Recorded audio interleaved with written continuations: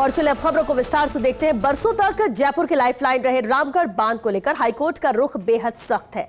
बांध के बहाव क्षेत्र और कैचमेंट एरिया में अतिक्रमण को लेकर कोर्ट ने 15 दिन के भीतर सभी अवरोध हटाने के निर्देश दिए हैं। अतिक्रमणकारियों से कहा गया है कि वे खुद कब्जे हटाएं, नहीं तो प्रशासन कार्रवाई करेगा और खर्च भी संबंधित अतिक्रमणकारियों से वसूला जाएगा। आखिर रामगढ़ बांध को लेकर हाईकोर्ट इतना सख्त क्यों है और बांध तक पानी पहुंचने की राह में कितने अवरोध हैं, देखिए ये खास रिपोर्ट।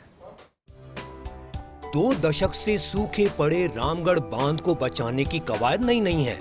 हाईकोर्ट लंबे समय से बांध के कैचमेंट एरिया, नालों और प्राकृतिक जल प्रवाह मार्गों में अतिक्रमण और निर्माण को लेकर निगरानी कर रहा है। हाईकोर्ट मॉनिटरिंग कमेटी कई बार मौके पर पहुंची और बांध की राह में बने अवरोध चिन्हित किए, लेकिन हर बार नए अवरोध सामने आते रहे और जिम्मेदार विभाग अपने अपने तर्क देते रहे। पिछले साल भी बहाव क्षेत्र में कई नए अवरोध सामने आए थे। इसके बाद हाईकोर्ट ने रामगढ़ बांध मामले में स्वयं प्रेरित प्रसंज्ञान लेते हुए जिम्मेदार अधिकारियों को तलब किया। हाईकोर्ट की चिंता साफ है कि बारिश का पानी जिन प्राकृतिक रास्तों से रामगढ़ बांध तक पहुंचना चाहिए, वही रास्ते अतिक्रमण और निर्माण के कारण बाधित हैं। रामगढ़ तक पानी पहुंचाने में बाणगंगा नदी की अहम भूमिका है, लेकिन इसके बहाव क्षेत्र में फार्म हाउस, रिजोर्ट और कंपनियों से जुड़े निर्माण सामने आए हैं। वहीं एनीकटों के पीछे मिट्टी जमा होने से पानी का प्राकृतिक बहाव भी प्रभावित हो रहा है। यानी सवाल सिर्फ अतिक्रमण का नहीं, सवाल रामगढ़ बांध तक पानी पहुँचाने वाले पूरे प्राकृतिक सिस्टम के बाधित होने का है। रामगढ़ बांध के लेके हमने विस्तृत सर्वे कराया था। जेडीए प्रशासन और वाटर रिसोर्सेज डिपार्टमेंट के साथ मिलकर जो भी अतिक्रमण थे उनको चिन्हित किए गए थे। हमने काफ़ी हद तक हटा भी दिए हैं और अभी भी कार्रवाई जारी है। अपना जो हाईकोर्ट है उन्होंने कहा है कि जो रिमेनिंग अतिक्रमण है उनको हटाने की कार्रवाई करने के लिए कहा है। हमारा कार्रवाई प्रक्रियाधीन है। रामगढ़ कैचमेंट पर हाई कोर्ट सख्त, कैचमेंट एरिया के 273 अतिक्रमण हटाने के निर्देश। करीब 300 बीघा क्षेत्र में बने कच्चे पक्के अवरोध हटेंगे। अतिक्रमणकारियों को 15 दिन में खुद कब्जे हटाने का मौका। ऐसा नहीं करने पर राज्य सरकार कार्रवाई करेगी और कार्रवाई का खर्च अतिक्रमणकारियों से वसूला जाएगा। रामगढ़ बांध के प्राकृतिक जल प्रवाह क्षेत्र के एनीकट हटाने के निर्देश। पुराने प्राकृतिक जल मार्गों को बहाल करने के निर्देश। हाई कोर्ट ने प्रशासन से पूछा कि बाणगंगा, माधोवेणी, रोड़ा, गोमती और ताला जैसी जलधाराओं का पानी रामगढ़ तक पर्याप्त मात्रा में क्यों नहीं पहुंच रहा। हाई कोर्ट ने प्रशासन की कार्यप्रणाली पर गंभीर नाराजगी जताई।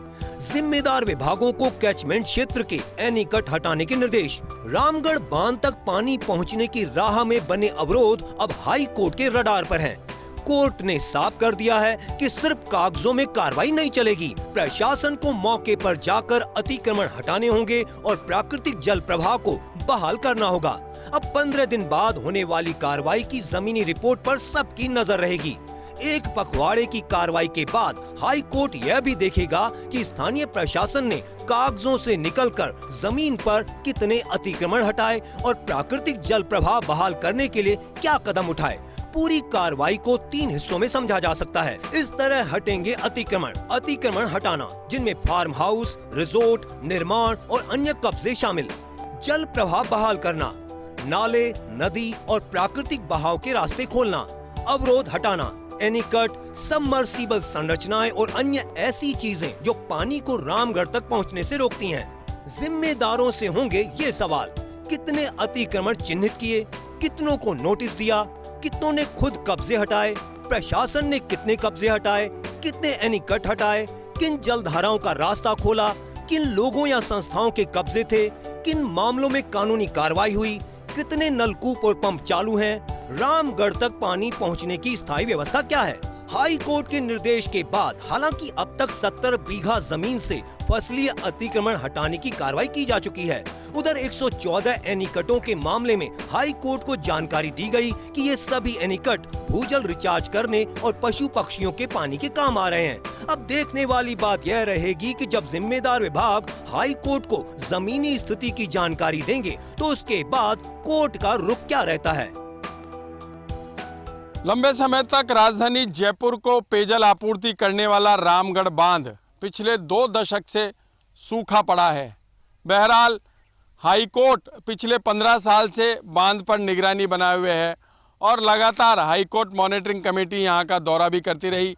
हम आपको बता दें कि पिछले दिनों हाईकोर्ट ने स्वयं प्रेरित संज्ञान लेकर के इस बात पर कड़ा रुख जाहिर किया है कि रामगढ़ बांध पर अब तक अतिक्रमण क्यों नहीं हटे हैं।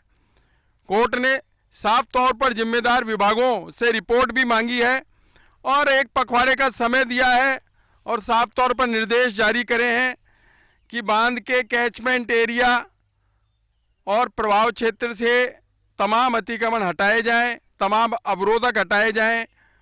कोर्ट ने जिम्मेदारों से अतिक्रमणों की लिस्ट मांगी, उसके बाद कहा कि जो अतिक्रमी हैं उन्हें नोटिस जारी किए जाएं और अतिक्रमण हटाने के लिए कहा जाए। यदि कोई स्वयं अतिक्रमण नहीं हटाता है तो सरकारी स्तर पर अतिक्रमण हटाया जाएगा, उसका सारा खर्चा अतिक्रमी को देना होगा। कोर्ट ने यह भी स्पष्ट किया यदि इस मामले में कोई व्यक्ति विरोध करता है तो उसके खिलाफ भी कार्रवाई की जाए, मुकदमा दर्ज कर कठोर कार्रवाई की जाए। अब मंशा कोर्ट की यही है कि रामगढ़ बांध के प्रभाव क्षेत्र में पानी फिर से चालू हो और एनीकट सहित तमाम जो अतिक्रमण हैं वो हटाए जाएं, ताकि राह के रोड़े हटने के बाद रामगढ़ बांध की आबो हवा यही कह सके कि बांध में फिर से पानी की आवक शुरू हो गई है। बहरहाल हम आपको बता दें कि तमाम विभाग यानी पिछले दिनों जल संसाधन विभाग, वन विभाग, राजस्व विभाग और यहाँ के स्थानीय प्रशासन ने अतिक्रमण हटाने की कार्रवाई शुरू करी। माना यह जा रहा है करीब 300 बीघा में अतिक्रमण हैं, उसमें से 70 बीघा में फसली अतिक्रमण अब तक हटाए जा चुके हैं और 230 बीघा में कार्रवाई चल रही है, नापजोक जारी है। एक तर्क यह भी आ रहा है कि सरकारी ज़मीन या नदी नाले की ज़मीन पर कोई पक्का निर्माण या पक्का अतिक्रमण नहीं है, ये तो देखने वाली बात रहेगी। लेकिन कोर्ट ने माना है कि बाहोद क्षेत्र में यानी कैचमेंट एरिया में रिसोर्ट भी है, एलएलपी कंपनियां भी हैं, कई तरह के और पक्के निर्माण हैं। इसके अलावा लंबे समय से अवैध फसल की जा रही है। फसलों को तो हटाया जा सकता है, लेकिन बात आ रही है रिसोर्ट और पक्के निर्माण या एलएलपी कंपनियों की, तो इसको लेकर के कोर्ट ने 15 दिन का समय दिया है। अब देखने वाली बात रहेगी कि जब कार्रवाई के बाद तमाम विभाग कोर्ट में रिपोर्ट पेश करेंगे, उसके बाद कोर्ट का रुख कैसा रहता है। इसी बीच में एक ताज़ा अपडेट यह भी आई है कि बहाव क्षेत्र में 114 एनीकट चिन्हित किए गए हैं, जो जल संसाधन विभाग के हैं, वन विभाग के हैं, पंचायती राज विभाग के हैं और राजस्व विभाग से जुड़े हैं। तो तमाम विभागों ने कोर्ट में यही पेश किया है कि इन एनीकटों से किसी प्रकार का कोई नुकसान नहीं है। वन विभाग ने यह कहा कि ये जो एनीकट हैं इनसे हम साल भर रिचार्ज करते हैं और जो पानी है वो पक्षियों के लिए दिया जाता है और आसपास के ग्रामीण के मवेशी जो हैं वो भी यहीं से पानी लेते हैं। तमाम विभागों ने अपना तर्क दिया, तो बताया जा रहा है कि कोर्ट ने माना कि अतिक्रमण एनीकटों से नहीं है, बाकी जो पक्के अतिक्रमण हैं वो हटाए जाएं।